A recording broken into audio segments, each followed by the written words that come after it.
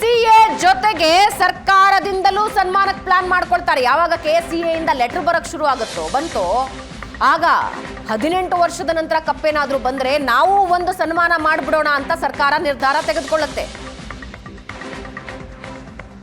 ಯಾವಾಗ ಕೆಎಸ್ಸಿಎ ಪತ್ರ ಬರೆದು ಅನುಮತಿ ಕೇಳ್ತೋ ಆಗ ಸರ್ಕಾರನೂ ಎಚ್ಚೆತ್ಕೊಳ್ಳುತ್ತೆ ಇಲ್ಲ ನಮ್ಮ ಮಟ್ಟದಲ್ಲೂ ನಾವೊಂದು ಸನ್ಮಾನ ಮಾಡಬೇಕು ಅಂತ.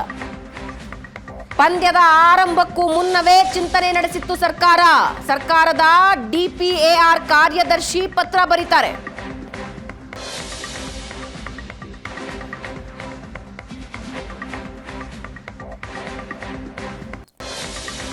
ವಿಧಾನಸೌಧ ಭದ್ರತಾ ಎಸಿಪಿಗೆ ಕಾರ್ಯದರ್ಶಿ ಪತ್ರ ಬರೀತಾರೆ. ಆ ಪತ್ರದ ಕಾಪಿಯನ್ನ ನೀವು ನೋಡ್ತಾ ಇದ್ದೀರಿ.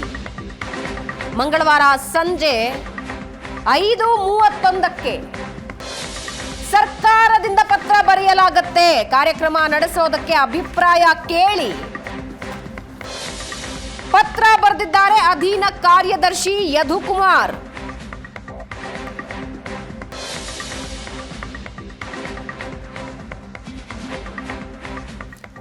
ಅದರಲ್ಲಿ ಫೈನಲ್ ನಂತರ ರಾಯಲ್ ಚಾಲೆಂಜರ್ಸ್ ಬೆಂಗಳೂರು IPL 2025 ಪ್ರಶಸ್ತಿಯನ್ನ ಗೆದ್ದರೆ ವಿಧಾನಸೌಧ ಭವ್ಯ ಮೆಟ್ಟಿಲುಗಳ ಮುಂಭಾಗ ರಾಯಲ್ ಚಾಲೆಂಜರ್ಸ್ ಬೆಂಗಳೂರು ಆಟಗಾರರನ್ನ ಮಾನ್ಯ ಮುಖ್ಯಮಂತ್ರಿಯವರು ಸನ್ಮಾನಿಸುವ ಕಾರ್ಯಕ್ರಮವನ್ನ ಏರ್ಪಡಿಸಲು ಅನುಮತಿ ನೀಡುವ ಕೋರಿಕೆಯ ಕುರಿತು ಅಭಿಪ್ರಾಯ ನೀಡುವಂತೆ ತಮ್ಮನ್ನ ಕೋರಲು ನಿರ್ದೇಶಿಸಿದ್ದೇನೆ ಅಂತ ಪತ್ರ ಬರೆಯಲಾಗುತ್ತೆ. ಆರ್ ಯದುಕುಮಾರ್ ಸರ್ಕಾರದ ಅಧೀನ ಕಾರ್ಯದರ್ಶಿ ಪತ್ರ ಬರೀತಾರೆ. ಯಾರಿಗೆ? ಉಪ ಪೊಲೀಸ್ ಆಯುಕ್ತ, ವಿಧಾನಸೌಧ ಭದ್ರತೆ, ವಿಧಾನಸೌಧ ಇವರಿಗೆ ಕೇಳ್ತಾರೆ.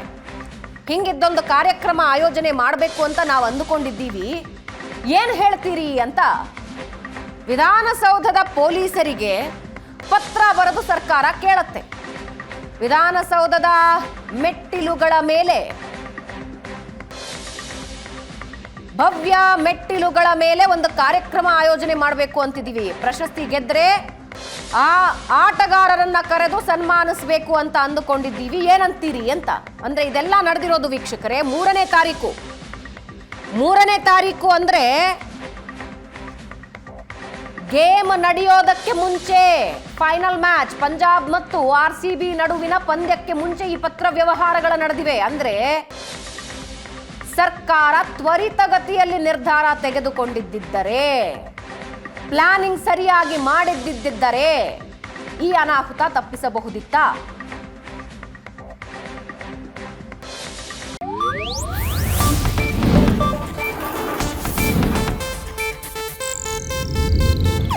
ಇದು ಏಷ್ಯಾನೆಟ್ ನ್ಯೂಸ್ ನೆಟ್ವರ್ಕ್ ಪ್ರಸ್ತುತಿ.